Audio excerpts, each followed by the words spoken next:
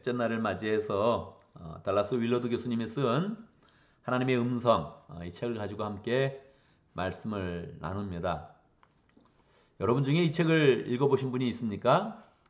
이 책을 읽어보면 좀 어렵다 그런 마음이 듭니다. 뭐 책이 너무 어려워서 어려운 게 아니라 저는 이제 또 이 책을 요약해서 함께 말씀을 나눌 것을 염두에 두니까 뭐 책을 읽는데 이게 내용이 정리가 되지 않는 거예요. 이렇게 딱 한마디로 이렇게 요약돼서 정리되는 게 있어야 되는데 이 요약이 이제 안 되는 거예요. 정말 이상하다, 이상하다. 그렇게 생각을 하면서 이 달라드 윌러드 목사님의 교수님의 그 양력을 한번 더 이렇게 살펴봤습니다. 역시나 이분이 공부한 그런 내용이 신학이나 그런 건 아니고 처음에 사이콜로지를 공부했다가 철학을 공부했다가 종교를 공부했더라고요. 그리고 한 44년간 USC에서 철학을 강의하는 교수님으로 이렇게 지냈어요.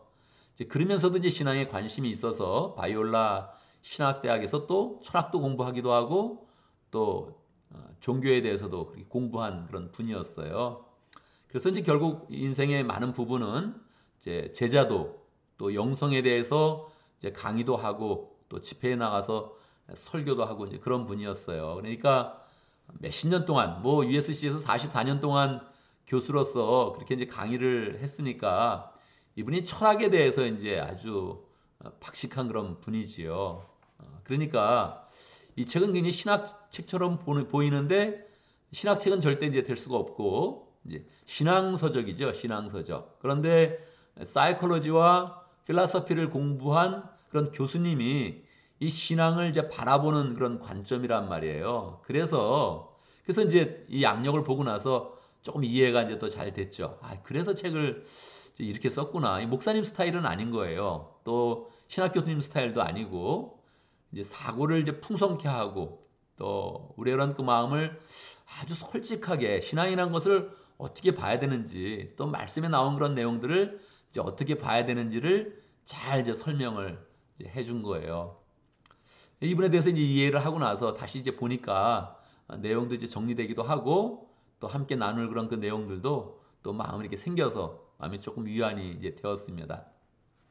저는 늘 이제 외워서 하기를 좋아하는데 절대 외울 수가 없더라고요. 그래서 이제 많은 것을 제가 보면서 함께 이렇게 나누겠는데 요 책을 보면 우리가 이제 번역서를 봤잖아요. 번역서를 봤는데 이게 영어 책하고 번역서하고 너무너무 다른 거예요. 챕터 제목도 다르고 이미 출판사에서 요약할 때도 그 포인트가 굉장히 이제 다르더라고요. 그래서 영어 책 그 챕터 1 보면 The Vocation of Hearing God 이렇게 돼 있는데 하나님의 음성을 듣는 뭐 소명 뭐 이렇게 이제 제목을 잡았거든요. 그런데 한국 책은 어떻게 제목을 잡았나요?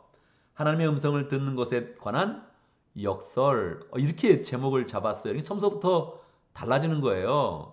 또 2장, 3장, 4장 봐도 완전히 그 내용이 이제 달라지는 거예요. 제목 자체가 너무 완전 창작처럼 이렇게 바꾸어 놨더라고요. 그래서 뭐 여러분이 할 수만 있다면 영어 책 한번 보는 거 권하고요.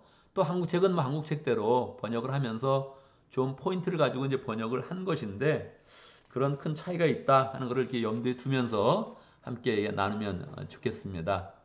저는 이제 어려웠던 게 정말 이건 내 스타일 아니네. 이런 마음 때문에 이제 어려웠던 거고 그렇지만 책을 읽어가면서 역시 이 풍성함과 깊이가 정말 대단하다. 그리고 너무 그 내용이 솔직하다 하는 그런 그 느낌을 이제 받았습니다. 이건 목사님도 아니고 이제 신학 교수가 아니니까 뭐 성경을 정말 객관화시킨 거예요. 일반 사람들이 볼 때 이 말씀을 어떻게 받을 수 있는지 또 어떻게 느낄 수 있는지 그거를 정말 객관화시켜서 이 내용을 이제 풀어가고 있습니다. 그래서 우리가 이제 특별 새벽 기도를 통해서 이 책을 읽는다면 또 이 책을 읽지 않고 또 요약한 것을 또 함께 이렇게 나누게 된다면 기본적으로 우리는 굉장히 솔직하게 이제 하나님의 말씀 앞에 나아가고 신앙과 또 하나님의 음성이란 그런 주제 속에서 우리가 더 깊이 생각해보는 좋은 그런 계기가 이제 될 것 같습니다.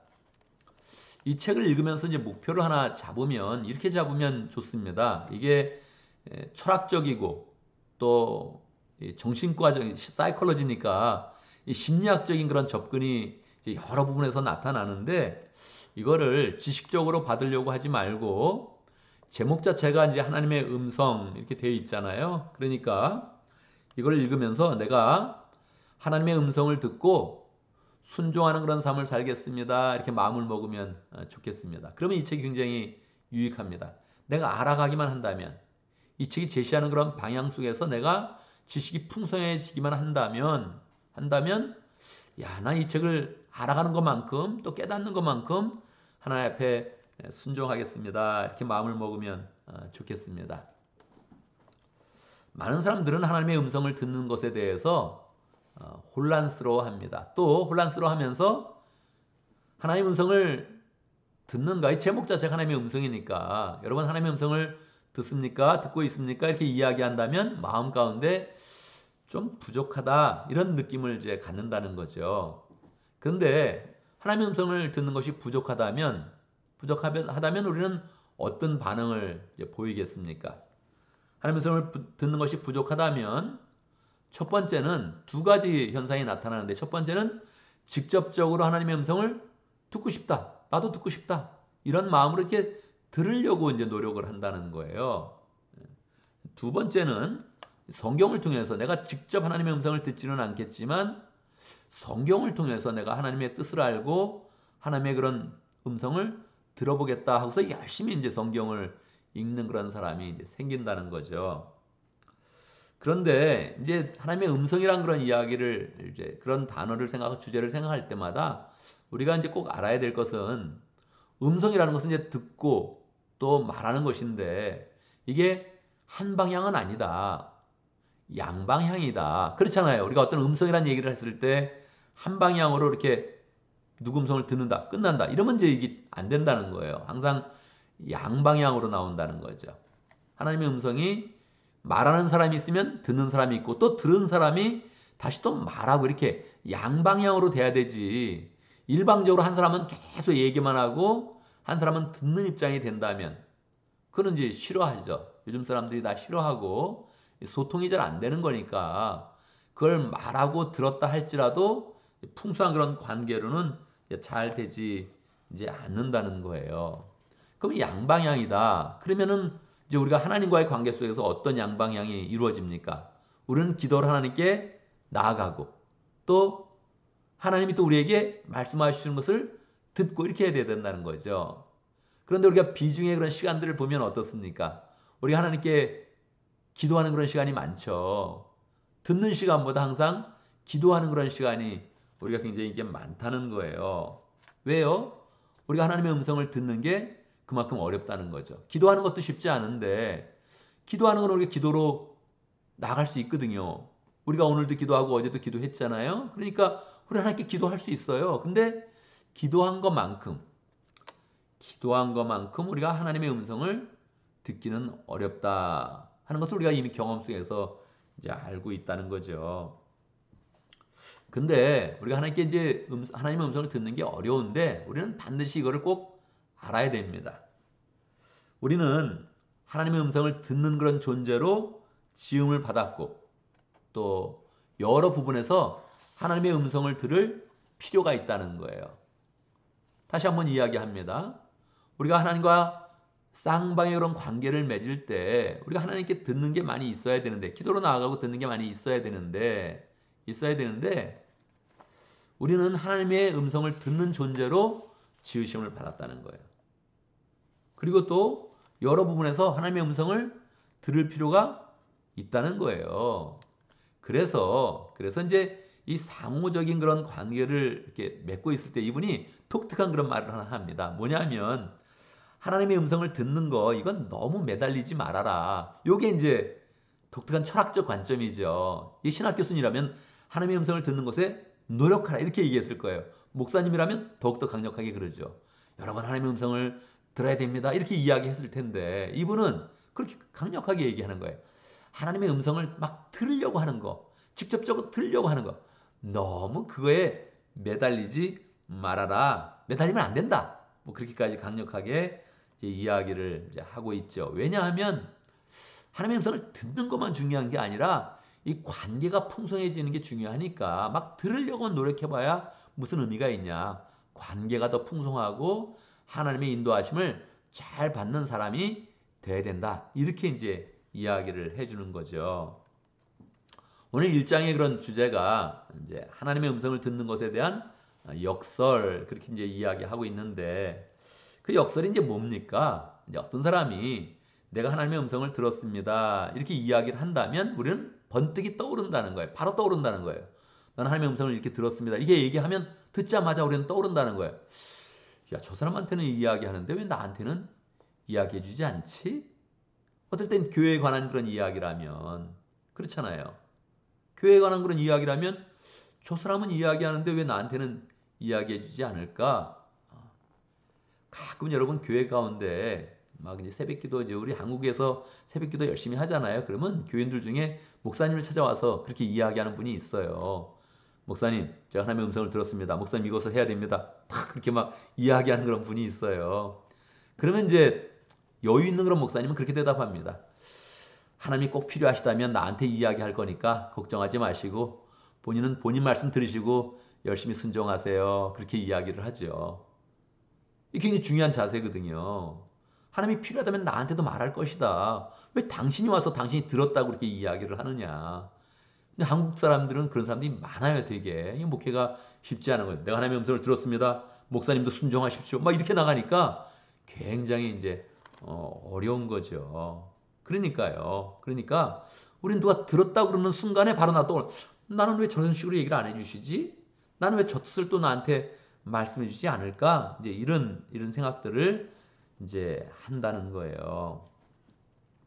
근데 사실 이제 역설이니까 역설이란 측면에서 보면 하나님은 사실 우리에게 정확히 말씀하여 주셔도 우리가 그것을 알지 못할 때가 되게 많아요.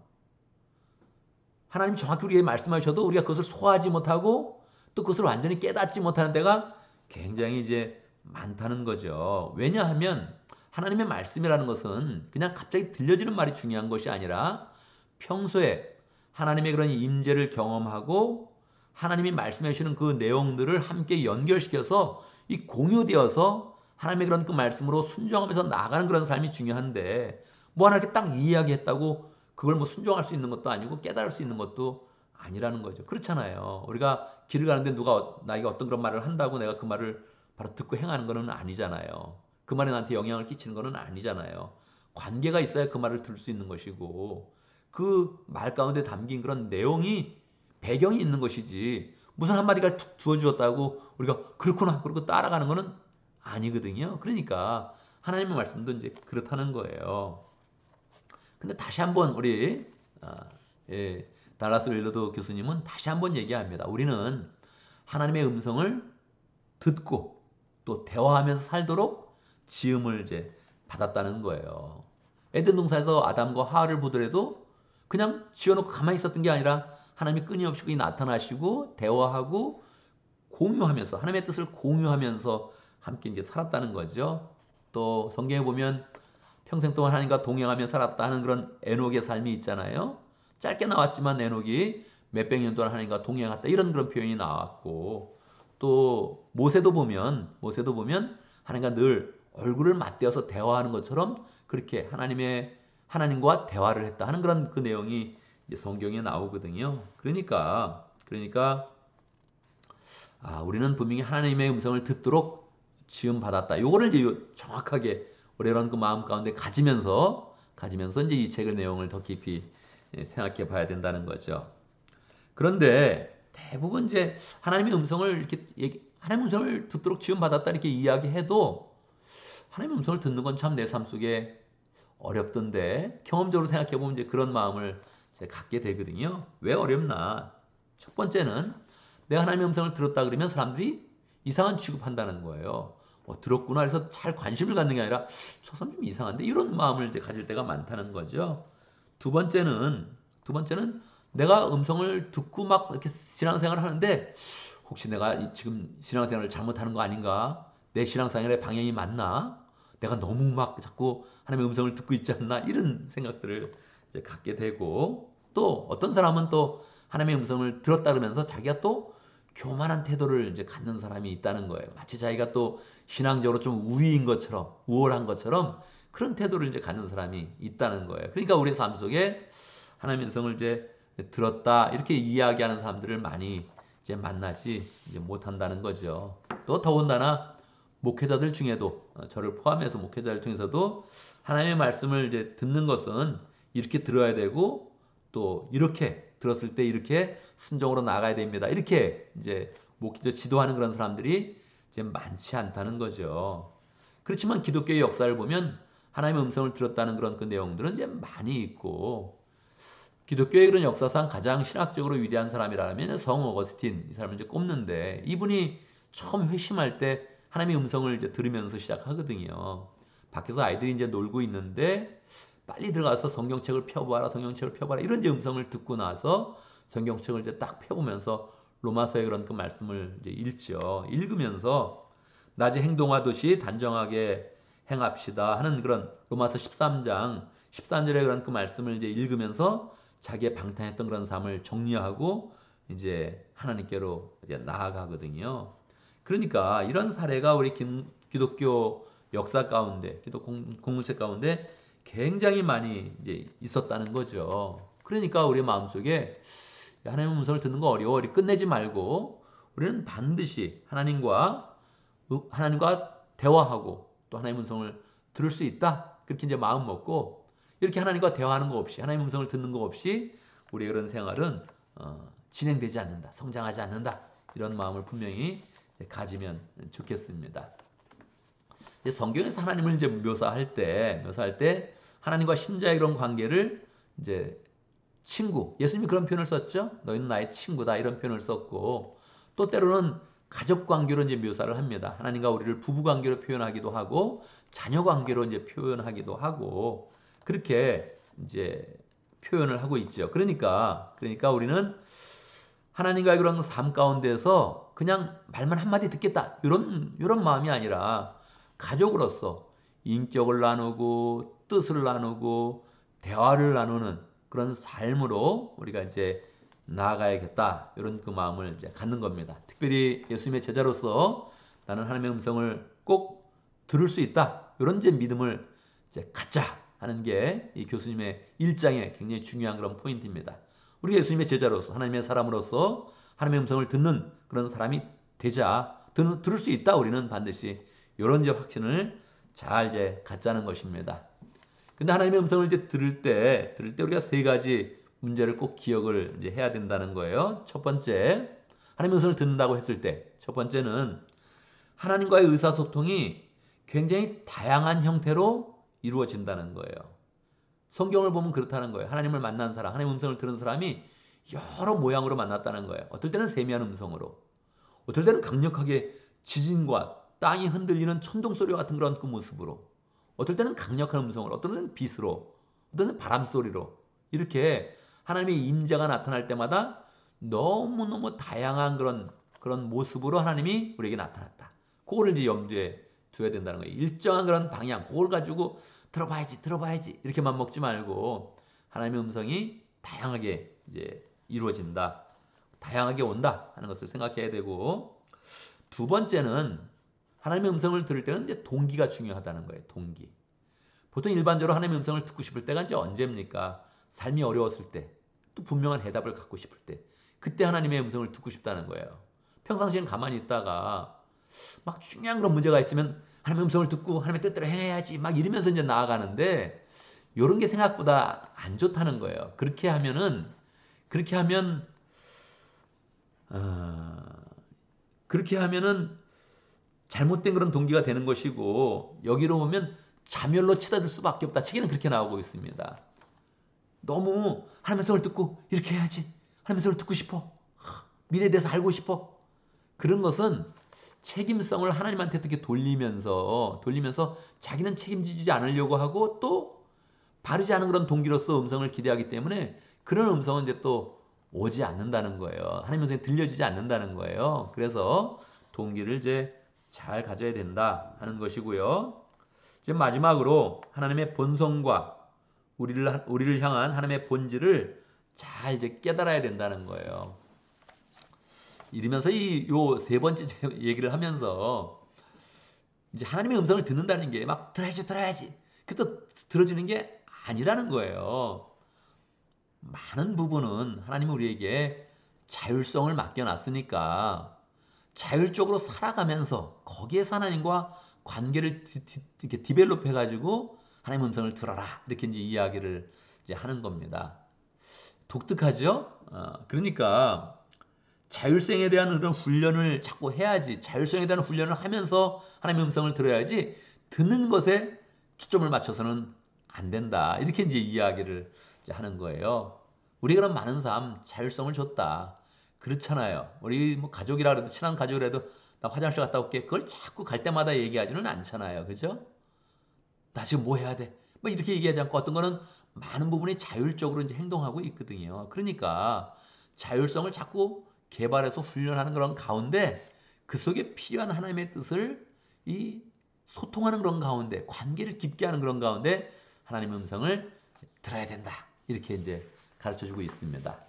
1장의 내용이 이제 여기까지고요. 요 내용이 10장까지 대부분 계속 연결돼 있어요. 연결돼 있어서 요 내용을 이제 하나하나 그냥 하나에서 딱 끝나지 않고 계속 이렇게 연결해서 나가는데 내일은 하나님의 음성을 듣기 위한 지침 이렇게 이제 돼 있죠. 이것도 뭐 영어 챕터하고는 제목이 좀 다릅니다. 다른데 우리가 한 장 한 장 이렇게 나아가면서 하나님의 음성을 듣는다는 거 새로운 그런 이해를 하고 또 새로운 그런 그 마음을 가지면서 이 책에서 강력하게 이야기하는 것처럼 나는 하나님의 음성을 듣고 하나님과 대화하고 하나님과 소통하기 위해서 지음받았다. 이런 그 마음을 가지면서 나는 하나님의 음성을 들을 수 있습니다. 이런 확신 가운데서 또 다음 장으로 나아가고 또 특별수의 기도를 통해서 하나님의 음성을 잘 듣는 그런 삶으로 나가기를 간절히 바랍니다.